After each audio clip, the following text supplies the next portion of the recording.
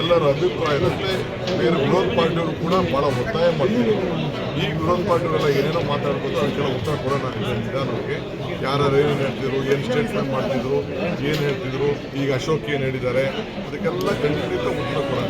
ಅಶೋಕ್ ಏನೇನು ಸ್ಟೇಟ್ಮೆಂಟ್ ಮಾಡೋದ್ರಿಂದ ನೀವು ರೀಕಾಲ್ ಮಾಡಿ. ಈಗ ಬೇಕಾದ್ರೆ ಹೇಳಿ ಅವರು ಅಶೋಕ್ ಮತ್ತು ವಿಜೇಂದ್ರ, ಕುಮಾರಸ್ವಾಮಿ ಅವರೆಲ್ಲ ಸೇರಿ ಒಟ್ಟಿಗೆ ಪ್ರೆಸ್ ಕಾನ್ಫರೆನ್ಸ್ ಮಾಡಿಬಿಟ್ಟು ಏನು ಮಾಡಿ ಅದನ್ನೇ ಅಕ್ಸೆಪ್ಟ್ ಮಾಡಿ ಅಂತ ಹೇಳಿ. ಅದನ್ನು ಯಾಕೆ ಹೇಳ್ತಾ ಇಲ್ಲ ಅದನ್ನು ಅವ್ರು ಹೇಳಿ. ನೀವು ಮೂರು ಕೂತ್ಕೊಂಡು ಇಷ್ಟು ದುಡ್ಡೆಲ್ಲ ವೇಸ್ಟ್ ಆಗ್ತಾ ಇದೆಯಪ್ಪ, ನೀವು ಇದನ್ನೇ ಅಕ್ಸೆಪ್ಟ್ ಮಾಡಿ, ಈಗಿರೋದನ್ನೇ ಅಕ್ಸೆಪ್ಟ್ ಮಾಡಿ ಅಂತ ಹೇಳಿ. ಅವ್ರು ಇದೇ ಒಂದು ಮುಂದೆ ಒಂದು ರಾಜಕೀಯ ಬಣ್ಣ ಇಟ್ಬಿಟ್ಟು ಮಾತಾಡ್ತಾ ಇದ್ದಾರೆ. ನಮಗೆ ರಾಜಕೀಯ ಬಣ್ಣ ಬೇಡ, ಜನರಿಗೆ ಸಾಮಾಜಿಕ ನ್ಯಾಯವನ್ನು ಸಂಚಾರ ಈಗ ಕೆಲವು ದೃಶ್ಯಗಳನ್ನ ನೋಡಿದೆ. ವ್ಯಕ್ತಿ ಹತ್ಕೊಂಡು ಉಳಿತಾ ಇತ್ತು.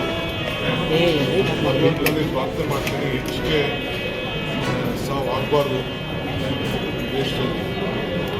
ಇದು ನಾನು ಅವ್ರಿಗೆಲ್ಲ ಭಗವಂತ ಆತ್ಮಕ್ಕೆ ಶಾಂತಿ ಸಿಗಲಿ. ಏನು ಹೆಚ್ಚು ಕಮ್ಮಿ ಆಗಿದೆ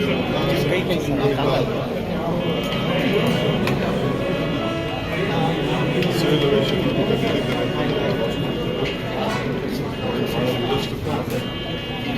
ಎಲ್ಲ ಕರ್ನಾಟಕ ಸರ್ಕಾರದ ಪಕ್ಷದ ಪ್ರಾರ್ಥನೆ ಎಲ್ಲ ಕೂಡ ಸರ್. ಅದರಲ್ಲಿ ಕನ್ನಡಿಗರು ಇದ್ರು ಅಂತ ಮಾಹಿತಿ ಇದೆ ಸರ್. ಫುಲ್ ಮಾಹಿತಿ. ಕನ್ನಡಿಗರಲ್ಲಿ ನಮ್ಮ ಭಾರತೀಯರು ಹ್ಯುಮ್ಯಾನಿಟಿ, ಮಾನವೀಯತೆ. ನಮಗೆ ಕನ್ನಡ, ತೆಲುಗು, ಗುಜರಾತಿ ಅನ್ನೋ ಭಾವನೆ ಬೇಡ. ನಮ್ಮ ಜನ, ನಮ್ಮ ದೇಶದ ಜನ, ಮಾನವರು ಎಲ್ಲರೂ ಕೂಡ ರಕ್ಷಣೆ.